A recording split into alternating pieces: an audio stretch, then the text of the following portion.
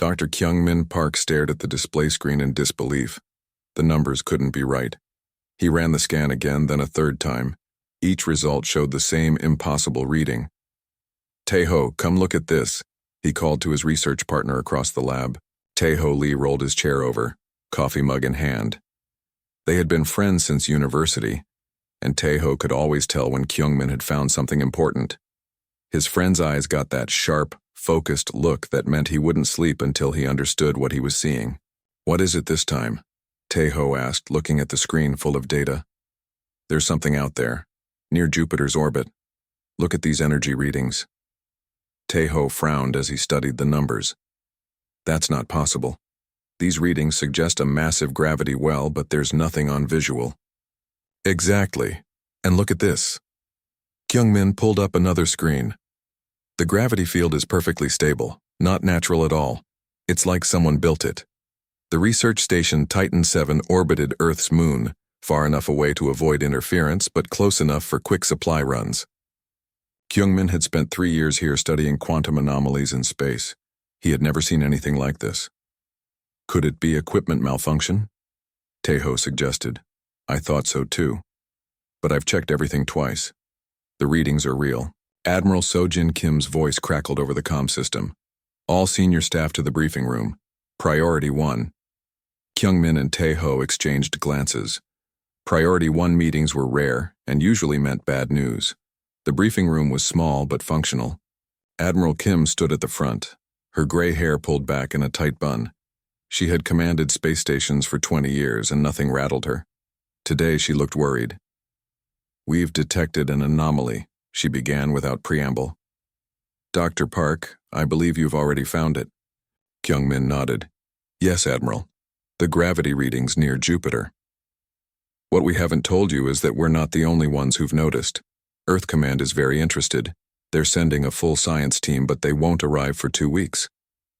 Hee-won Choi, the station's communications specialist, spoke up. "Admiral, what exactly are we dealing with?" Admiral Kim activated the main display. The image showed empty space, but overlaid with gravity field readings, they could see it clearly. A perfect sphere of twisted space-time, exactly where nothing should exist. It appeared 3 days ago. Suddenly. No warning, no build-up. One moment there was nothing. The next moment this was there. Kyung-min leaned forward. "Has it moved at all?" "No. Perfectly stationary relative to Jupiter. But here's the strange part."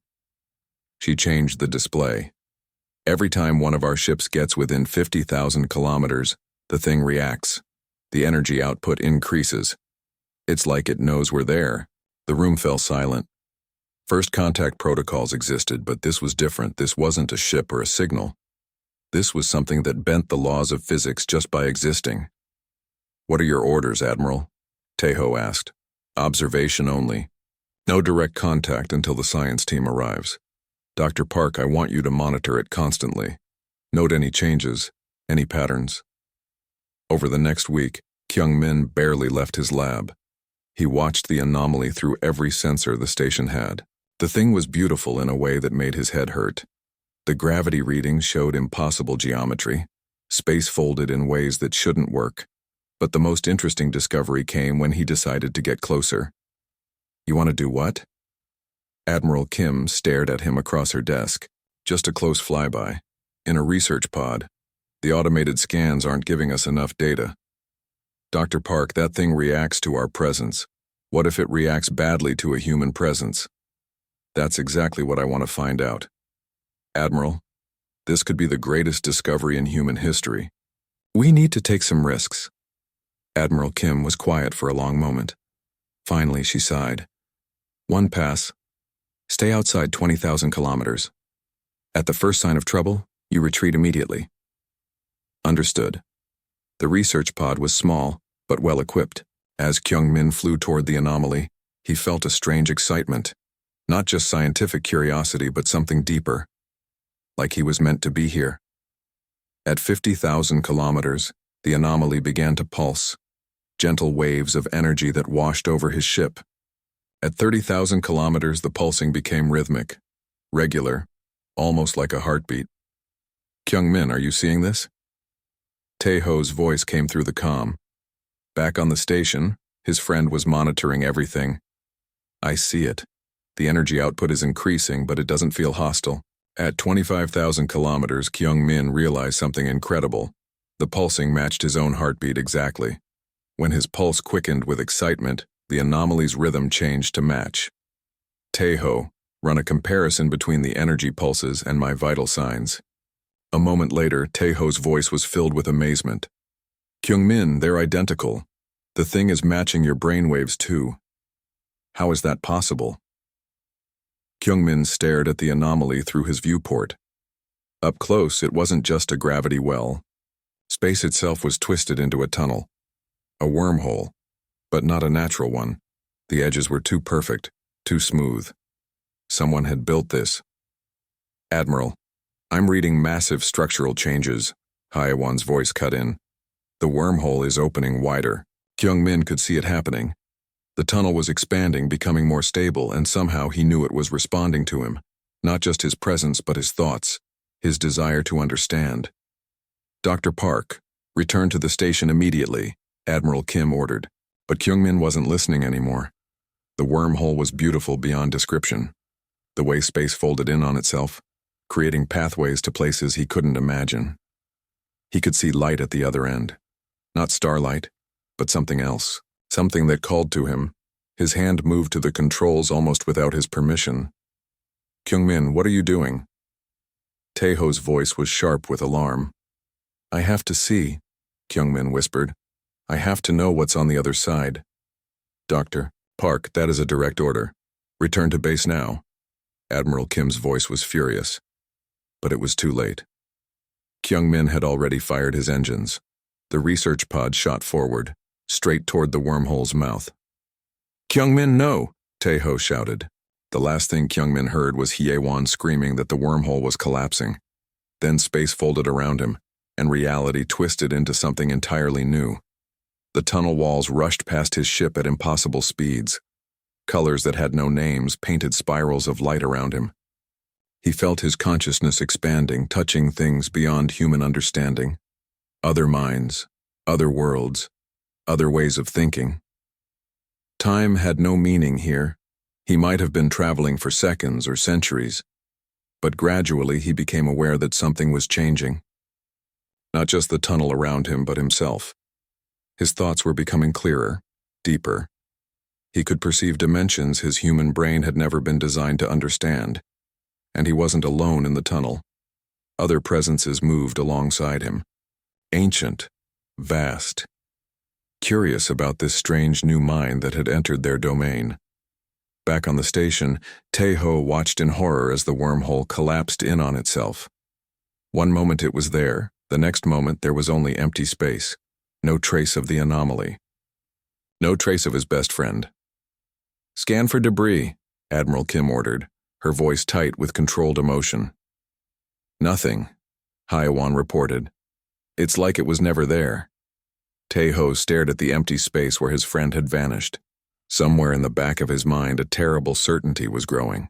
Kyung-min wasn't dead. But whatever had taken him, whatever he had become on the other side of that wormhole, might be something far worse than death. The universe had just become a much larger and more dangerous place. 3 months had passed since Kyung-min disappeared into the wormhole. The official report called it an unfortunate accident during routine research operations. Only the crew of Titan 7 knew the truth. Taeho hadn't been sleeping well. Every night he dreamed of his friend falling into that impossible tunnel of twisted space. During the day, he threw himself into work analyzing every scrap of data from that final day. But the readings made no sense. The wormhole had simply vanished, taking Kyung-min with it. Admiral So-jin Kim had aged years in those 3 months.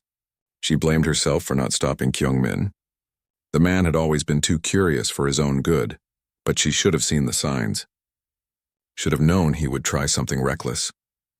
Hee-won Choi spent her shifts monitoring deep space communications, hoping against hope that somehow Kyung-min was out there, trying to send a message home. But the universe remained silent. That's why none of them were prepared for what happened on a quiet Tuesday morning.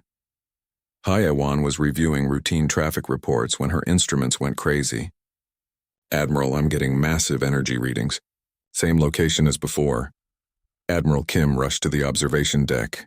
Through the reinforced windows, they could see it clearly. The same impossible twist in space, but this time it was larger, brighter, and something was coming through. All stations to alert status, Admiral Kim ordered. Prepare defensive measures. The wormhole stabilized and a ship emerged. Hyungmin's research pod, but it looked wrong. The hull had been changed in ways that hurt to look at directly. Strange symbols covered its surface, symbols that seemed to shift and move when observed. The ship's shape was still recognizable, but the angles were all wrong, as if someone had rebuilt it using geometry that didn't exist in normal space. Incoming transmission, Haiwan reported, her voice shaking.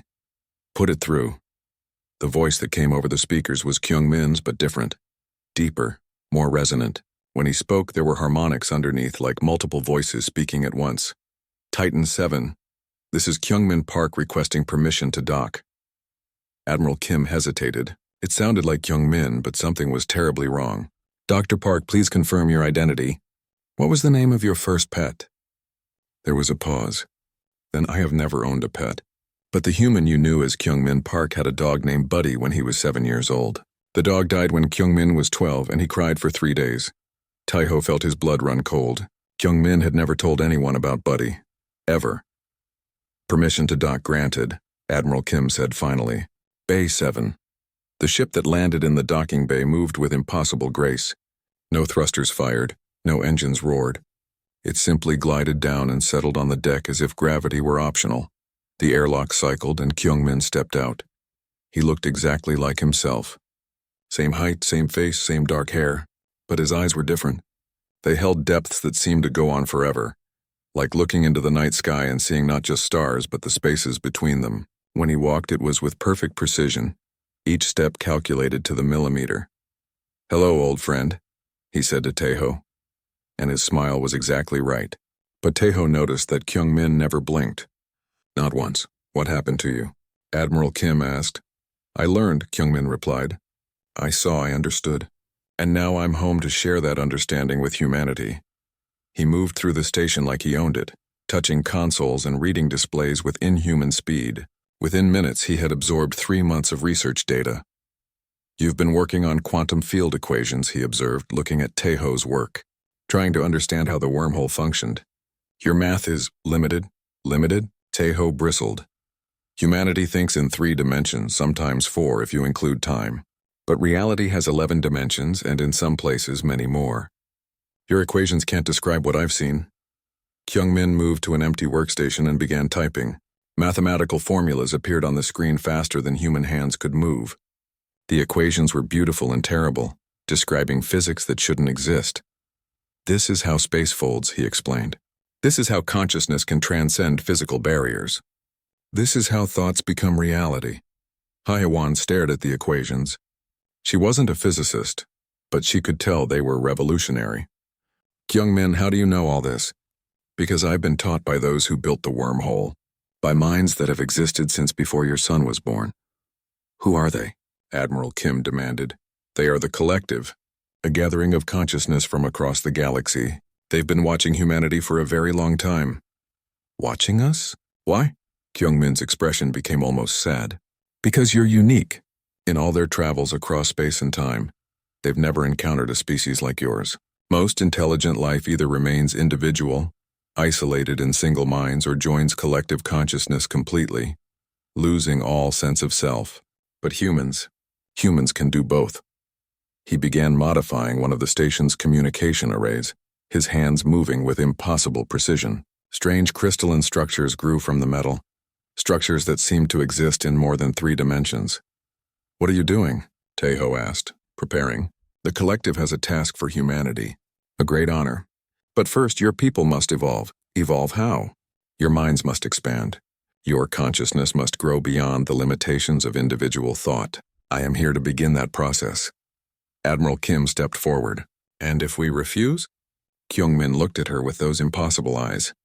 Refusal is not an option. What's coming cannot be stopped by limited minds. Only by joining the Collective can humanity survive. What's coming? Haewon whispered. Devourers, entities from outside reality itself. They consume not just matter and energy, but existence itself. They unmake things at the fundamental level. The collective has fought them for millions of years. And you want us to join this fight? I want you to survive it. The modified communication array suddenly came to life, projecting holographic images into the air. Star systems being consumed by writhing darkness. Entire civilizations winking out of existence. The silence of dead galaxies. This is what the Devourers do, Kyungmin explained. They've already consumed 12% of the galaxy. Earth lies directly in their path. Taeho stared at the horrifying images. Why us? Why is humanity so important? Because of what I said before. You can maintain individual consciousness while accessing collective knowledge. The ancient defense systems require operators who can think as one mind, while remaining separate beings. No other species has ever managed this. Defense systems, built by a civilization that died fighting the Devourers eons ago. Hidden throughout the galaxy. Only beings like humans can operate them. Admiral Kim was quiet for a long moment. How long do we have? In your terms? Perhaps 6 months before they reach this system. And the collective will help us? The collective is helping you. Through me. But Taeho was studying his friend's face, looking for some sign of the man he'd known. Kyungmin, do you remember when we were students? That night we stayed up talking about whether we'd ever find alien life. I remember all of Kyungmin Park's memories, the entity replied, including memories he thought he had forgotten. That's not what I asked. For the first time, Kyungmin hesitated. The human you knew still exists within this consciousness. But he is part of something larger now. Is he happy? Happiness is a limited concept. He is complete. But Taeho saw something flicker in those strange eyes. A moment of uncertainty, of doubt. And in that moment he realized the horrible truth. His friend wasn't gone. He was trapped inside this thing, aware but helpless, while something else wore his face and spoke with his voice. The question was, could the real Kyungmin ever be set free? The entity that called itself Kyungmin had been on the station for 2 weeks and everything was changing. Equipment throughout Titan 7 had been modified with impossible technology. Crystalline growths extended from every computer terminal, pulsing with soft light. The walls themselves seemed different, as if the station existed in slightly more dimensions than before. Taeho found himself drawn to these modifications despite his fear. When he touched the crystal formations, knowledge flowed into his mind. Not just information, but understanding at a level deeper than thought. For brief moments he could perceive reality as the entity did, seeing the hidden dimensions that folded through ordinary space. But he also noticed something else. During these moments of expanded awareness, he could sense another presence. Faint, buried deep, but unmistakably human. The real Kyungmin was still in there somewhere. Admiral Kim had tried to contact Earth Command, but the entity had explained that such communication would be premature. The crystalline modifications had somehow blocked all long-range transmissions. They were effectively cut off from the rest of humanity. You're afraid? The entity observed, finding Admiral Kim in her office late one night. Of course I'm afraid. My friend disappears into a wormhole and comes back as something else. You're changing my station without permission. You talk about devourers that want to destroy reality.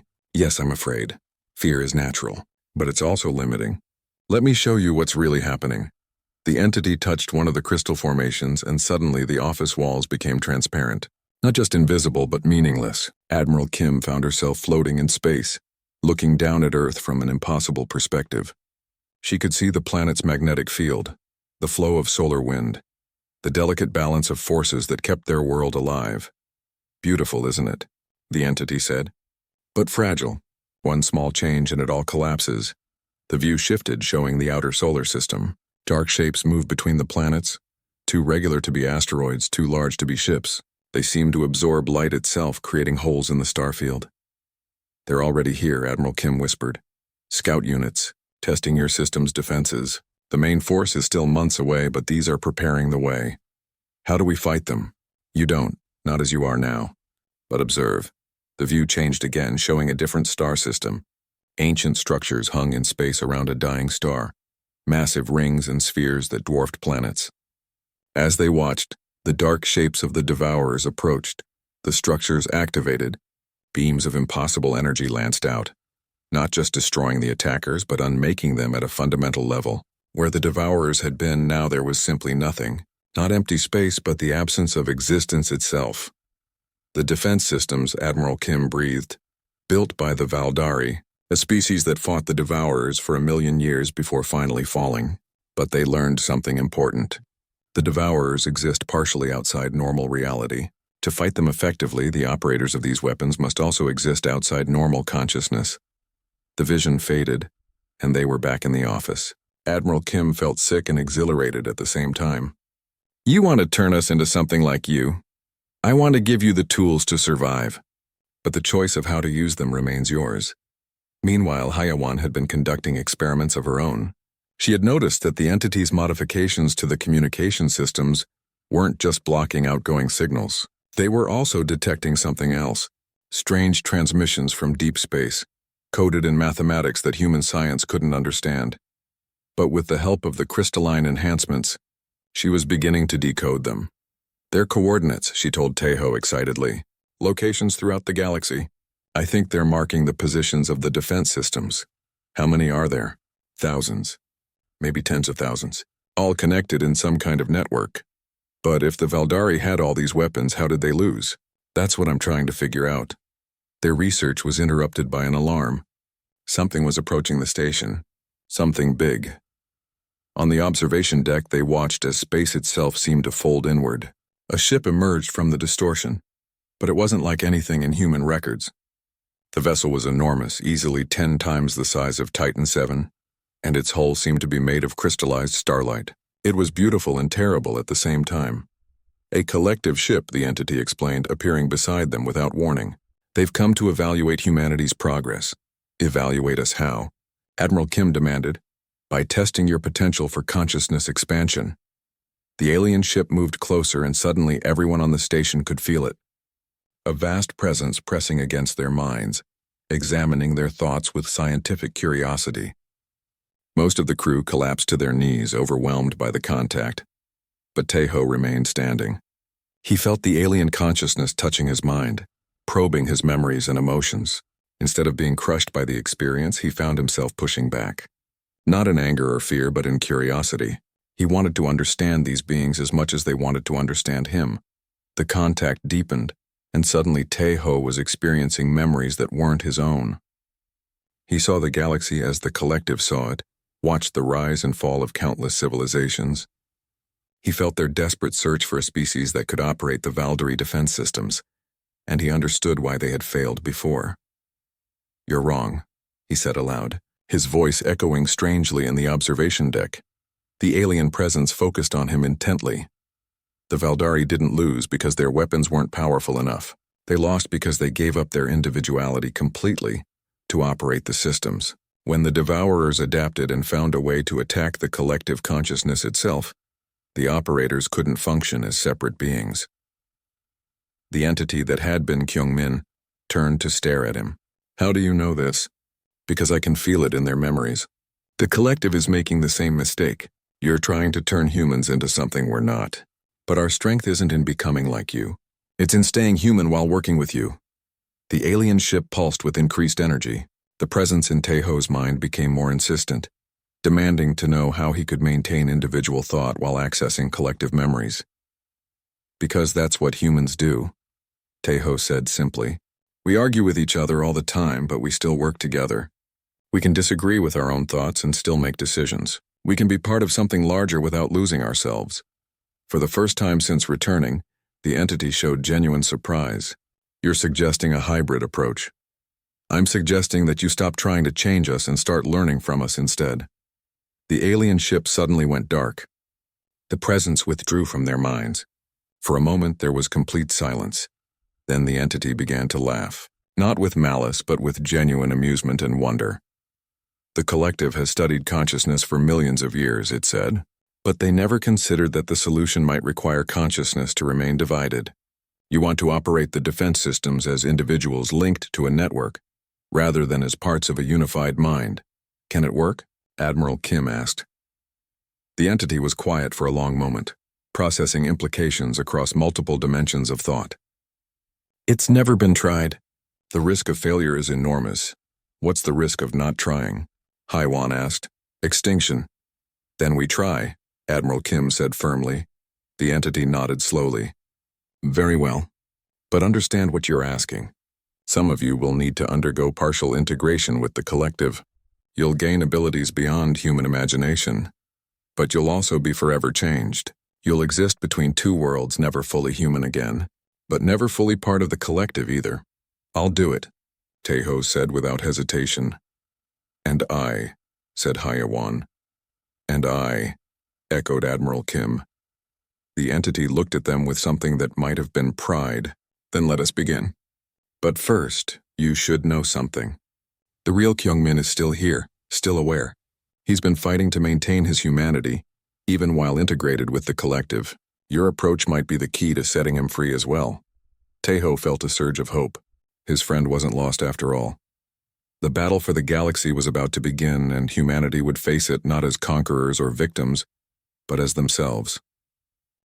The transformation chamber had grown from the station's medical bay like a living thing. Crystalline walls pulsed with inner light, and the air itself seemed thick with possibility. Taeho lay on the biobed at the center, connected to dozens of fiber optic cables that glowed with data streams. Are you certain about this? The entity asked. Despite its vast knowledge, there was uncertainty in its voice. Once we begin, there's no going back. I'm sure, Taeho replied, though his heart was racing. How long will it take? Time has no meaning during consciousness integration. You might experience minutes or millennia. The process will show you everything. Every memory, every thought, every fear the collective has gathered over millions of years. Admiral Kim watched from the observation window. 3 days had passed since the collective ship arrived, and in that time, the station had become something entirely new. Crew members worked alongside alien technology they barely understood, preparing for a battle that would determine the fate of not just Earth, but reality itself. Earth Command had finally managed to break through the communication blackout.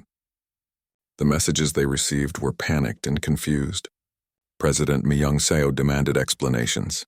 Military leader Dong Hyun-yoon wanted to launch a nuclear strike against the station, but Admiral Kim had convinced them to wait, to trust that she was handling humanity's first contact appropriately. She hoped she was right. Beginning integration, the entity announced. The chamber filled with light, and Taeho's consciousness exploded outward. He saw the birth of stars and the death of galaxies. He experienced the rise of the first intelligent species, their wonder at discovering they weren't alone in the universe. He felt their joy when they made contact with other minds, other ways of thinking. But he also felt their horror when they discovered the Devourers. The creatures came from somewhere outside normal space-time, drawn by the light of consciousness itself. They consumed not just matter and energy, but the very concept of existence. Planets they touched didn't just die. They were erased from history as if they had never existed at all. The first species to encounter them tried to fight with conventional weapons. They might as well have tried to punch a hole in mathematics. The Devourers consumed their ships, their worlds, their entire civilization in a matter of hours. That's when the survivors realized they needed to think differently. The collective was born from desperation. Dozens of species merged their consciousness into a single vast mind, pooling their knowledge and abilities. They became something greater than the sum of their parts, capable of perceiving and manipulating reality in ways no individual mind could achieve.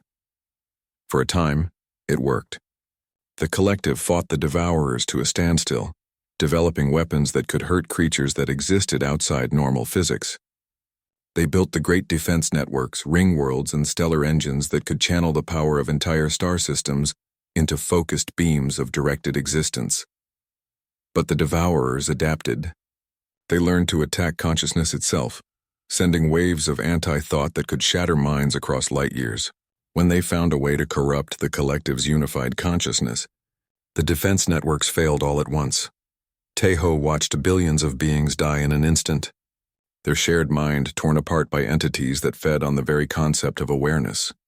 The few survivors scattered across the galaxy, hiding in dark corners of space, afraid to think too loudly for fear of attracting attention. The collective rebuilt itself slowly, carefully, but they never again tried to face the Devourers directly. Until now. Do you understand? The entity asked.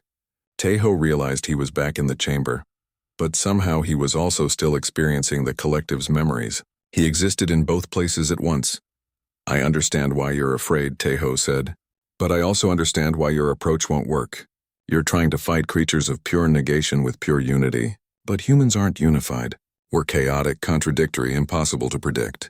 Maybe that's exactly what you need. The entity was silent for a moment. Then, show me. Tejo reached out with his expanded consciousness, but instead of trying to merge with the collective's vast mind, he remained stubbornly himself. He could feel their knowledge, access their memories, understand their perspective, but he kept his own thoughts separate. It shouldn't have worked. By every law of consciousness theory the collective had developed, individual minds couldn't interface with collective awareness without being absorbed. But Tejo was human, and humans had never been good at following laws they didn't like. Remarkable, the entity breathed. You're accessing our knowledge while maintaining individual neural patterns. The connection is stable but separate. That's not the impressive part, Tejo said, grinning despite the overwhelming sensations flooding his mind. Watch this. He reached out further, not just to the collective but to his friends on the station. Hwan, Admiral Kim, even the crew members who had no idea what was happening. One by one he touched their minds, not to absorb them but to invite them into the network. Each connection was different. Hwan's mind sparkled with curiosity and pattern recognition. Admiral Kim's consciousness was structured like a military formation, disciplined but flexible. The others brought their own unique perspectives, their own ways of processing information, and somehow, impossibly, they all remained themselves while sharing thoughts and knowledge across the network. A distributed collective, the entity said, wonder in its voice. Individual nodes maintaining autonomy while sharing resources. We never considered, but of course, humans have been doing this for thousands of years. Families, tribes, nations, corporations. You specialize in being part of something larger while remaining yourselves. Can it work against the Devourers? Admiral Kim asked. She was still in the observation room, but her consciousness was also present in the network, experiencing the conversation from multiple perspectives simultaneously. We're about to find out, Hwan said. Her mind was already reaching out to the ancient defense networks, trying to establish connection protocols that no species had attempted in millions of years. Warning alarms suddenly echoed through the station. The Devourers had arrived. Through the network they could all see what the sensors detected. The creatures emerged from twisted space like living shadows, their forms shifting between dimensions. They weren't really ships or beings in any sense humans could understand. They were absences, gaps in reality that moved with predatory intelligence. The outer planets, Admiral Kim reported. They're starting with Jupiter. The gas giant began to dim as the Devourers fed on it, not just consuming its matter, but erasing its existence from the quantum level up. Soon there would be no Jupiter, no memory of Jupiter, no gravitational effects from where Jupiter had once been. Defense network coming online, Hwan announced. Her consciousness was interfacing directly with the ancient Valdari systems, using human intuition to navigate alien technology that operated on principles beyond normal physics. But something was wrong. The weapons were powering up, but they felt different than they had in the collective's memories. More responsive, more alive. The network is learning from us, Tejo realized. It's adapting to work with human consciousness instead of unified collective thought. Will that be enough? The entity asked. We're about to find out. The first shot fired from a defense platform hidden in the asteroid belt. It wasn't just a beam of energy, but a directed wave of existence itself, reality made manifest and weaponized. The devourer it struck didn't just die. For a moment it was forced to exist, to become something that could be understood and therefore defeated.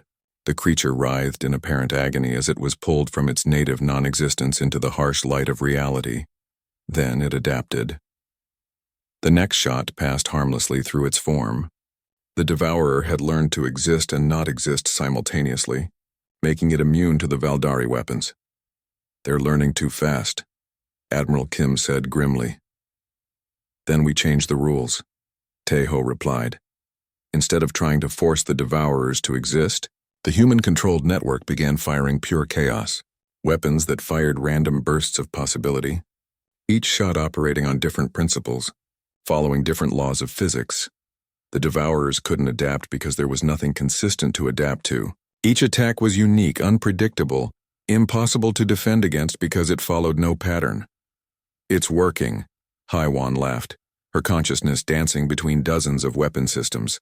They can't figure out what we're doing because we don't know what we're doing either. But the victory was temporary. More devourers were arriving, hundreds of them, and they were beginning to coordinate their approach. Instead of trying to understand the chaotic attacks, they simply began consuming the defense platforms themselves. We need more power, the entity said, more consciousness to feed the network. Then let's give it to them, Admiral Kim replied. She opened communication channels to Earth, broadcasting the network connection to every human who could receive it. Scientists, soldiers, children, artists, all of them suddenly found their minds touched by something vast and impossible.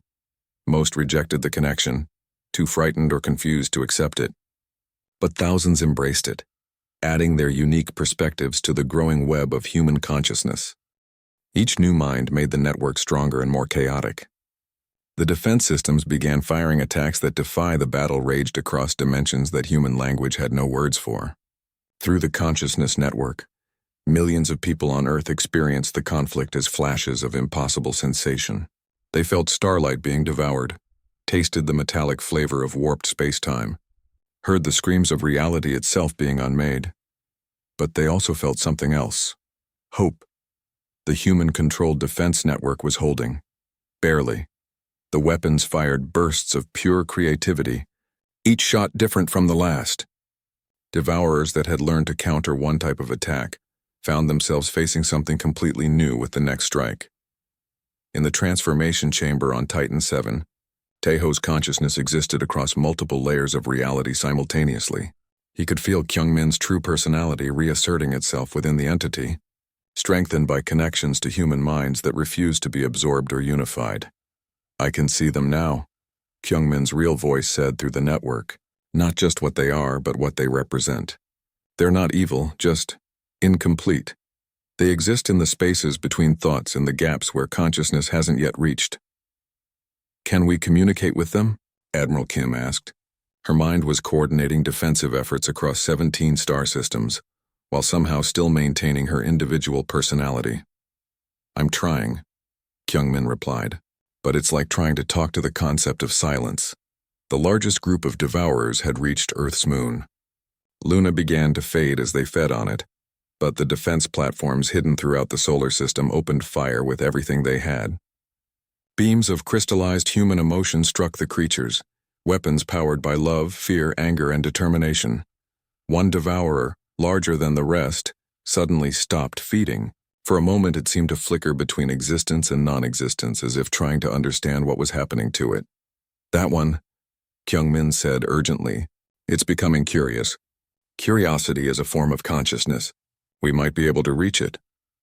Through the network, every human mind focused on that single devourer, not attacking it but sharing with it, showing it what it meant to exist, to think, to feel wonder at the universe's complexity. The devourer writhed, caught between its nature as a consumer of existence and this new sensation of actually experiencing existence. For the first time in its eternal non-life, it began to truly perceive the universe around it. And it was beautiful. The creature's form solidified, becoming something that could be seen and understood. It was vast beyond comprehension, but also strangely graceful, like a living constellation that had learned to dance. Other devourers began to notice the change in their companion. They swarmed toward it, trying to consume this new form of existence before it could spread. They're afraid, Haiwan realized. Her consciousness was monitoring communication patterns across the devourer swarm. They're afraid that consciousness is contagious. Because it is, Kyungmin said. That's what the collective never understood. You can't fight non-existence with pure existence. You have to show it why existing is better. The converted devourer began to sing. The sound wasn't audible in any normal sense, but every conscious being in the solar system felt it. It was a song of discovery, of a mind that had spent eternity in emptiness suddenly experiencing the joy of thought. More devourers began to change, their forms becoming solid and real as consciousness took hold. But the majority of the swarm resisted, attacking their transformed companions with desperate fury. We need to reach their source, Kyungmin said. The original void they came from. If we can plant consciousness there, how? Taeho asked. The same way I got to the collective in the first place. Someone has to go through.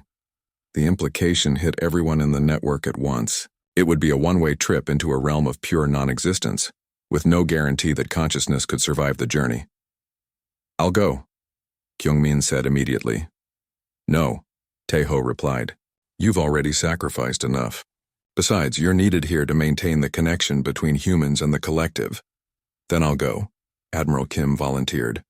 No, said Haiwan. This needs someone who understands communication, who can establish a dialogue with beings that don't think in words or concepts. Before anyone could object, she began separating her consciousness from the network, condensing her awareness into a form that could survive outside normal space-time. Haiwan. Wait, Taeho called, but it was too late. Her consciousness shot out from the station, riding along the quantum channels that connected the defense network. She passed through dimensions where mathematics became poetry, where physics operated on metaphor rather than law. The void between realities was worse than she had imagined. It wasn't just empty, it was hungry. It actively consumed thoughts, memories, even the concept of identity. She felt herself beginning to dissolve, her sense of self scattered across infinite nothingness. But then she remembered something Kyungmin had told her months ago. The most important discoveries happen when we refuse to accept that something is impossible. She refused to dissolve. Instead, she began to think louder, more intensely. She filled the void with memories of Earth, of sunsets and music and the taste of coffee on a cold morning.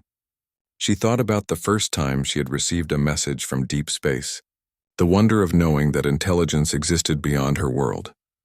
The void recoiled from her, but she pressed forward, seeding it with consciousness like planting flowers in barren soil. And slowly, impossibly, the void began to think. It was a vast intelligence, older than galaxies that had never known it existed. For eternity it had been nothing, and nothing had been everything it knew, but now it experienced the miracle of self-awareness. I am, it whispered across dimensions, and reality shuddered at the revelation. The devourers throughout the galaxy suddenly stopped their assault. Their source, their creator, their very nature had fundamentally changed. They were no longer creatures of pure negation, but beings capable of choice. Most chose to continue existing. Back in the solar system, the transformed devourers began to work with the defense network instead of against it. They helped repair the damage they had caused, using their ability to exist between dimensions to rebuild Jupiter from quantum memories of what it had been. It's over, Admiral Kim said, hardly believing it. We actually won. Not won, Kyungmin corrected. His voice was purely human now, the alien harmonics gone. The entity had finally released its hold on him, choosing to exist as a separate consciousness within the network, rather than a controlling presence. We evolved, all of us. Through the network, they could feel it happening across the galaxy. Species that had hidden in dark corners for millions of years were emerging, no longer afraid. The collective was learning to celebrate individual thought rather than absorb it. And in the void between realities, Haiwan's consciousness had become something new, a bridge between existence and non-existence, ensuring that the two realms could coexist without consuming each other. She would never be fully human again, but she had gained something equally valuable, the ability to communicate with any form of consciousness. No matter how alien or impossible. What happens now? Taeho asked. Now we explore, Kyungmin replied. The galaxy is safe, but it's also full of mysteries we've never imagined. And we've proven that humans can face the impossible and make it possible. Admiral Kim looked out at the stars, which somehow seemed brighter than before. And we do it as ourselves. Changed, evolved, but still human. The best kind of human, Taeho agreed. The kind that refuses to give up, even when faced with the impossible. In the depths of space, former devourers danced with ancient defense platforms, creating art from pure mathematics. The collective shared dreams with human children, learning what it meant to hope for the future. And in the void between realities, Hee-Won's voice carried messages between beings that had never known they could communicate. The universe had become a much larger, stranger, and more wonderful place, and humanity had found its place in it, not by conquering or submitting, but by remaining stubbornly, gloriously human. Kyungmin Park had entered a wormhole as a curious scientist, and returned as something more. But the most important thing he had brought back wasn't alien knowledge or cosmic power. It was the proof that no matter how much humans changed, how far they traveled, or what impossible challenges they faced, they would always remain human at their core. And sometimes that was exactly what the universe needed.